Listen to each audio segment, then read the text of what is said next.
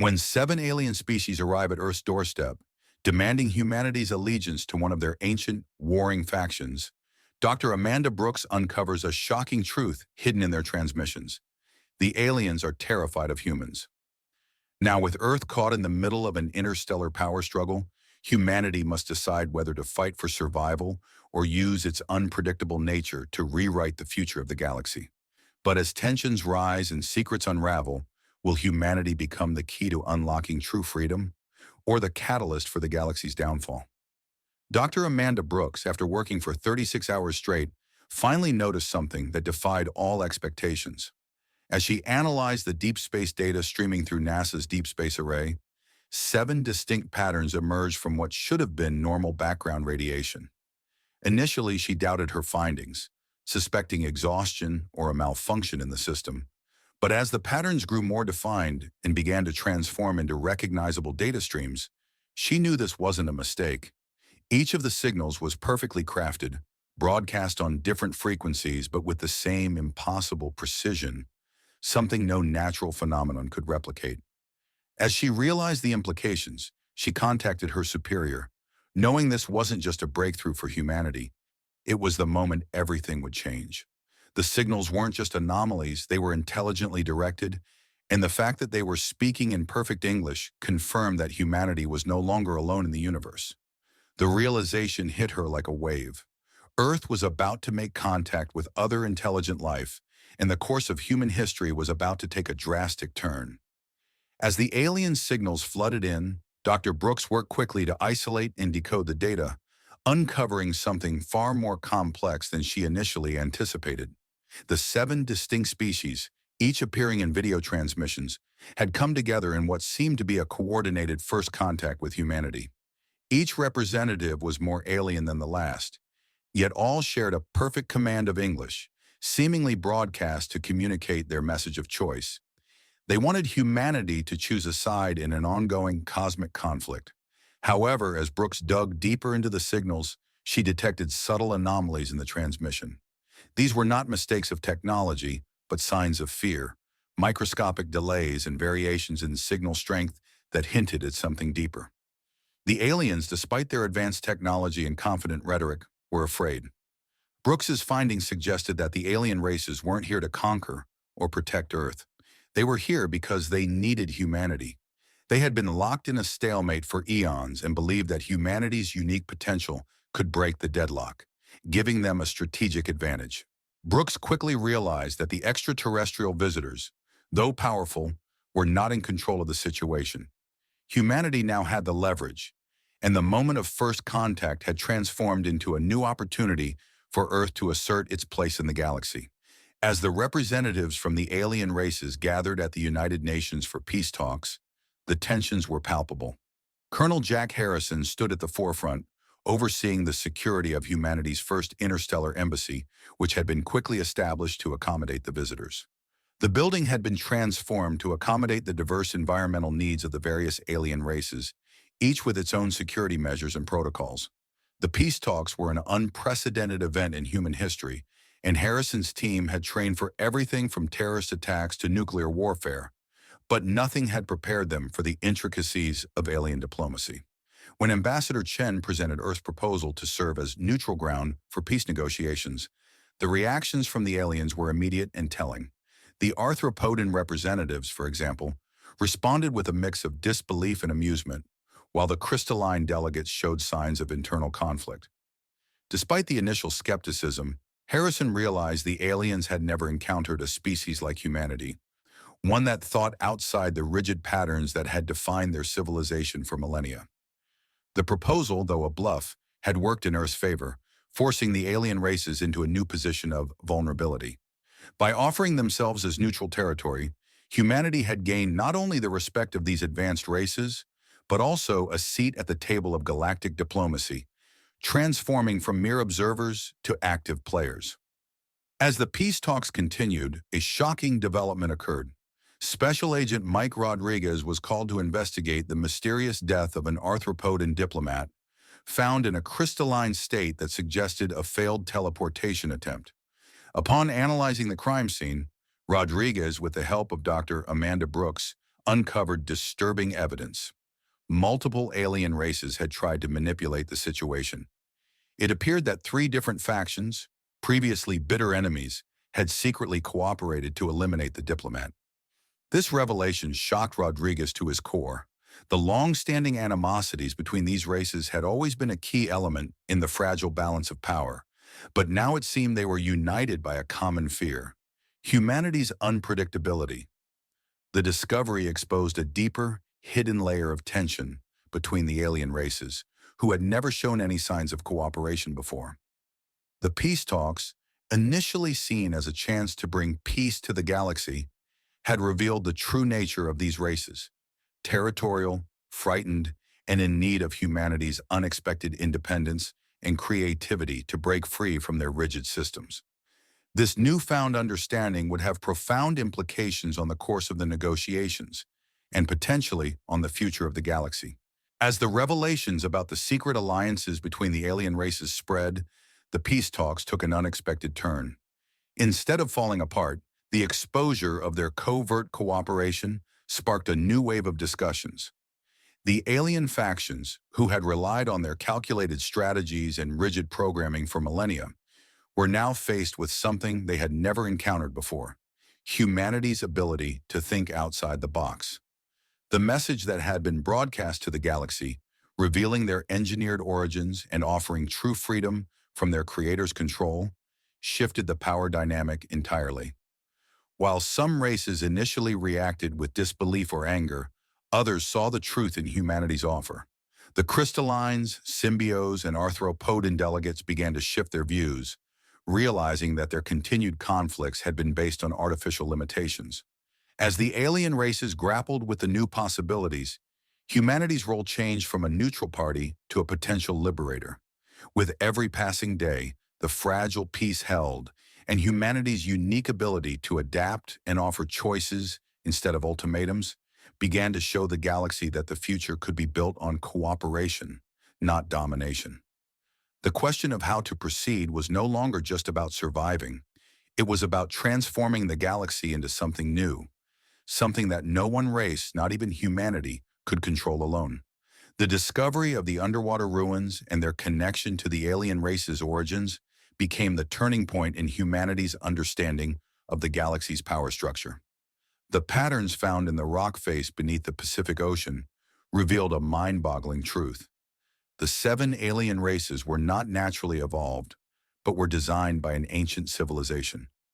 These races were engineered to fulfill specific roles in a vast, unfinished system, each one functioning as a piece of a greater machine. The realization that humanity was the only naturally evolved spacefaring species in the galaxy brought with it both awe and responsibility. The alien races had believed their conflicts and alliances were born of their own desires, but in reality they were simply following programming created by their creators. This discovery not only threatened to unravel the foundation of their societies, but also offered a chance for true freedom. As humanity now held the key to breaking the chains that had bound these civilizations, the balance of power in the galaxy began to shift. The potential for liberation was within reach, and humanity stood at the forefront of a movement to free the galaxy from the constraints of artificial destiny. As humanity prepared to make its move, the race was on to decide how to reveal the truth to the 7 alien races. Dr. James Cooper and Lieutenant Emma Blackwood worked tirelessly, cross-referencing the data from the underwater ruins with the alien technologies they had gained access to. It was clear that the fail-safes designed to limit the alien race's freedom were far more than just shutdown mechanisms. They were, in fact, transformation protocols intended to awaken the true potential of each race, to break them free from the limitations imposed by their creators. However, the catch was that these protocols could only be activated by a consciousness that had evolved naturally. Humans were the key. The decision was monumental. Activating the transformation would grant the 7 alien races true autonomy, but it also meant humanity would be responsible for guiding their evolution. After a tense period of deliberation, Earth's leadership, led by Captain Tom Martinez, made the critical choice to proceed with the plan, believing that the risks of withholding the knowledge outweighed the consequences of exposing it. This moment marked the beginning of a new era where humanity's role was not just as observers, but as liberators, offering the galaxy's ancient civilizations a choice they had never before known: the freedom to determine their own future. The transformation of the seven alien races was not an immediate or easy process.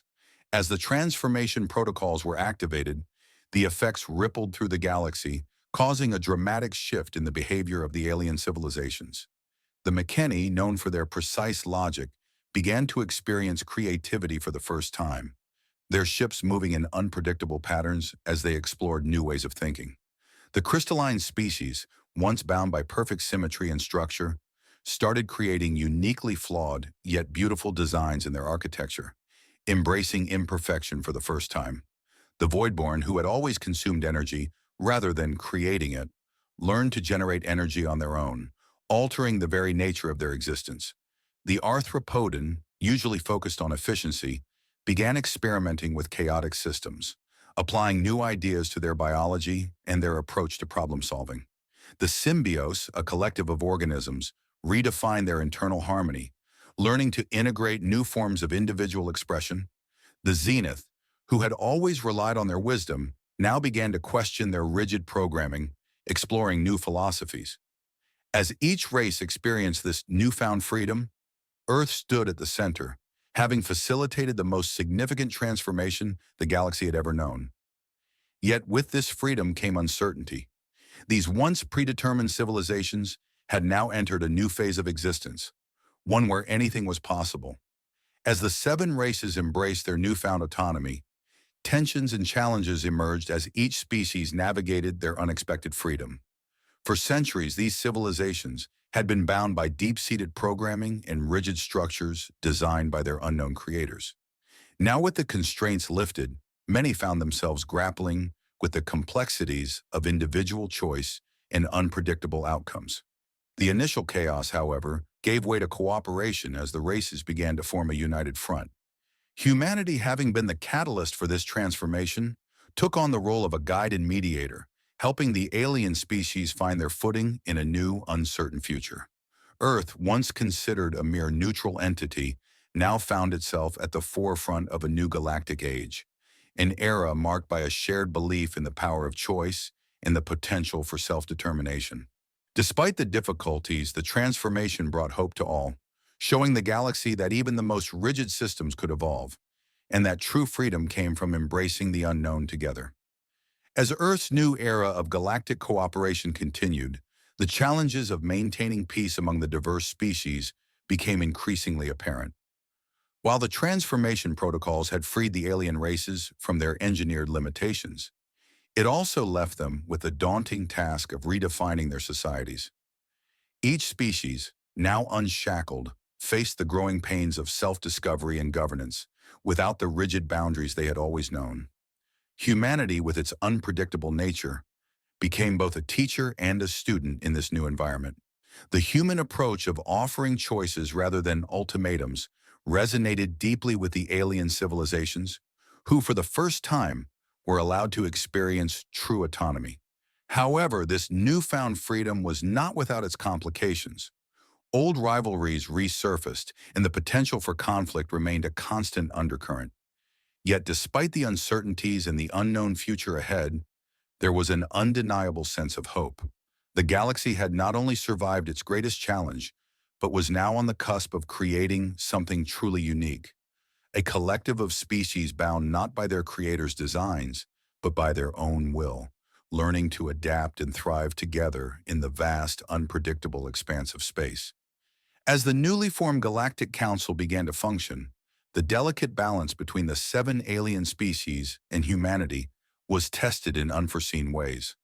With each race now liberated from their ancient programming, they began to explore the complexities of their newfound independence. Some species struggled with the vast array of possibilities, while others, like the crystallines and symbios, embraced their autonomy with enthusiasm. The challenge for Earth, however, was in managing this unprecedented diversity and ensuring that the freedom each species now possessed did not lead to chaos or infighting. The human representatives, having faced the weight of such responsibility in the past, became the mediators and advisors in this fragile time of transition. Despite the growing pains, the alliance began to coalesce around shared ideals of cooperation and mutual respect. Humanity's role as a bridge between the races was critical, and their ability to adapt, innovate, and find new solutions to ancient problems proved invaluable. Though the road ahead was uncertain, Earth's leadership in the Council offered a beacon of hope for the future, where collaboration would define the galaxy's next chapter, and every species would have the chance to chart its own destiny. As the months passed, the once divided galaxy began to change in ways no one had anticipated. The technological exchange between Earth and the 7 liberated species sparked a golden age of innovation and creativity. The arthropodans, known for their precision and engineering, began collaborating with humans to develop new forms of sustainable architecture that could withstand extreme environments. The Zenith, whose advanced understanding of energy manipulation had always been a source of power, now worked alongside humanity to develop clean energy solutions that benefited all species. Meanwhile, the Symbiose Collective, which had previously been driven by a need to merge and adapt, found new ways to foster independent growth within their communities. Each race, once bound by rigid roles and programmed behavior, began to redefine itself according to its values and desires, forging new paths for progress. Despite the challenges and resistance from some, Earth's role as a unifier of these disparate species had proven essential. With a shared purpose of fostering peace, exploration, and innovation, humanity had not only survived the chaos of their first contact with alien civilizations, but had set the stage for a future where all beings, regardless of their origins, could choose their own fate. This new era marked the true beginning of humanity's place in the galaxy, not as outsiders, but as active players shaping a collective future.